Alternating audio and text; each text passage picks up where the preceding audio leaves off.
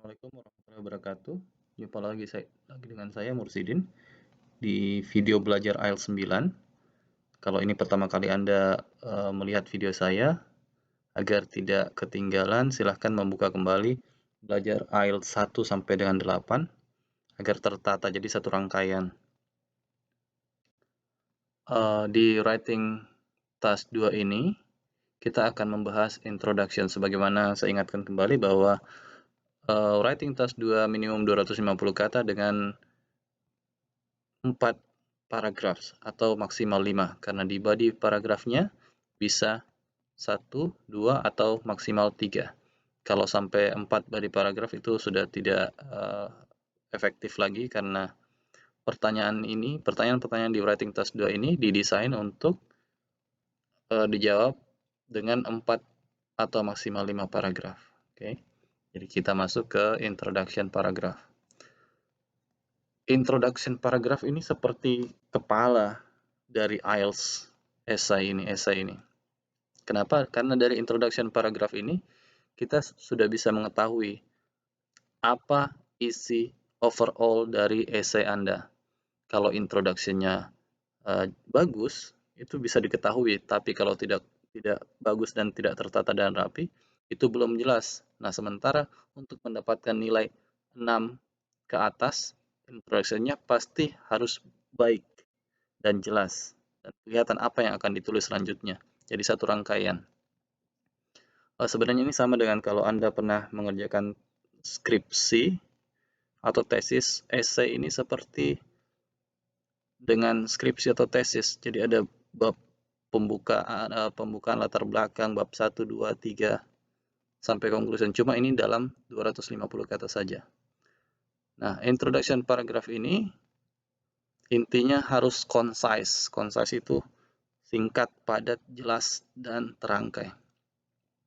Terdiri atas 3, yaitu paraphrase, thesis statement, and outline statement. Paraphrase of the question itu adalah mengulang kembali pertanyaan, ide pertanyaan dengan kalimat Anda sendiri, dengan kata-kata Anda sendiri. Jadi, kemampuan Anda mencari sinonim dan membolak-balik tempat kalimatnya, membolak-balik kalimat itu diuji di situ. Kemudian thesis statement adalah ungkapan apa yang akan Anda tulis atau apa pendapat Anda secara umum. Misalnya pertanyaannya mengenai setuju atau tidak setuju, agree or disagree. Di thesis statement-nya itu sudah harus jelas Anda ini setuju atau tidak. Kemudian terakhir outline statement-nya itu adalah penjabaran dengan alasan inti dari tesis Anda. Jika misalnya Anda setuju, di outline statement-nya Anda jelaskan, saya setuju ini dengan 2 alasan ini.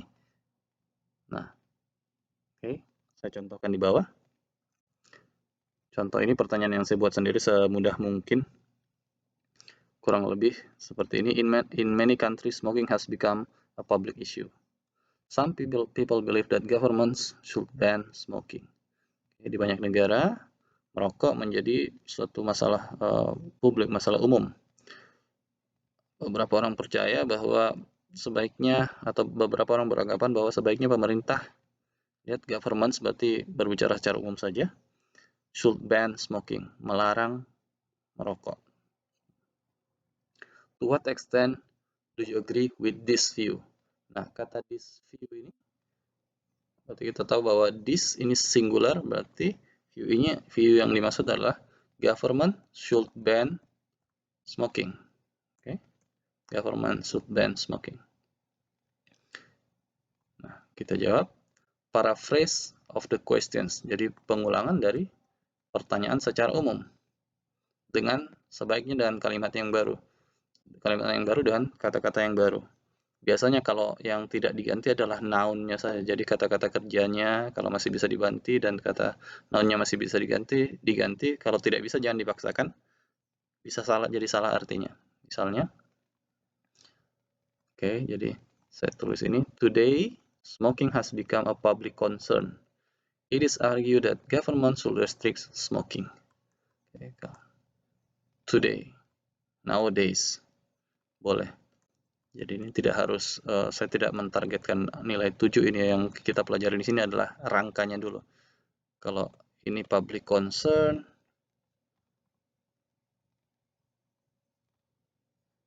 adalah sama dengan public issues.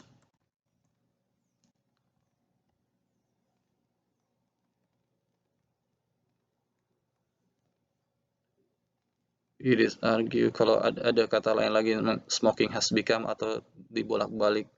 Misalnya, one of the public concern in today's society, boleh. Misalnya, is smoking. Misalnya, boleh begitu.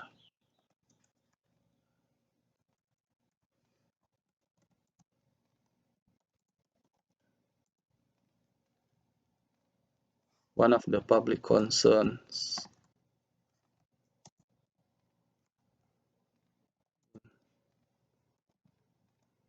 to today's society is smoking. Jadi saya balik tempatnya. Oke. Saya balik tempatnya, saya ganti beberapa kata. Oke. One of the public concern. Jadi ini memparaphrase seperti ini. In many countries, smoking has become a public issue. One of the public concerns in today's society is smoking. Okay. Some people believe that government should ban smoking. It is argued that government should restrict smoking. Restrict, kata lain dari ban, melarang. Okay. Kemudian thesis statementnya adalah ungkapan dalam satu kalimat, apakah Anda setuju atau tidak.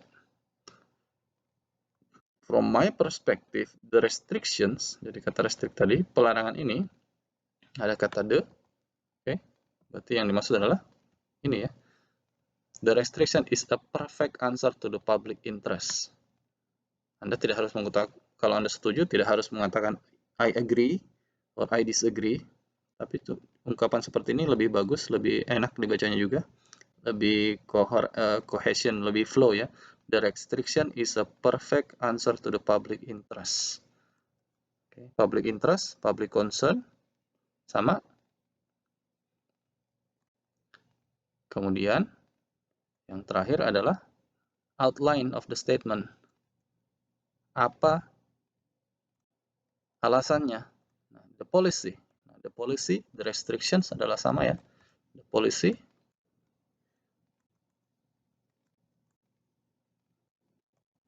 the restrictions.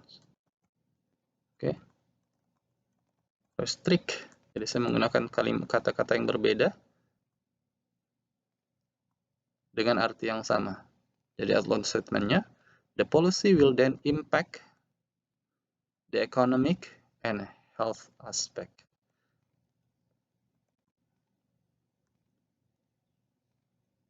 Aspects kalau kurang bagus bisa diganti atau bisa tanpa menggunakan ini. Oke. Jadi dengan ini bentuknya sudah seperti ini tinggal digabung. Oke.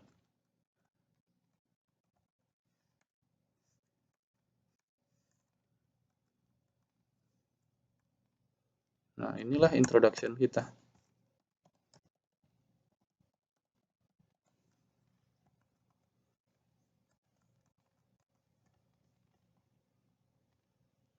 Nah, inilah introduction kita. Oke. Nah, di sini sudah jadi satu introduction. One of the public concern in today's society is smoking. It is argued that government should restrict smoking. From my perspective, the restriction is a perfect answer to the public interest. The policy will then impact the economic and health aspect. Jadi dari sini saya sudah bisa baca bahwa Anda akan membahas ekonomi di body paragraf pertama dan health aspects di body paragraf kedua, dan Anda menyatakan perfect answer. Anda setuju. Oke, sampai di sini.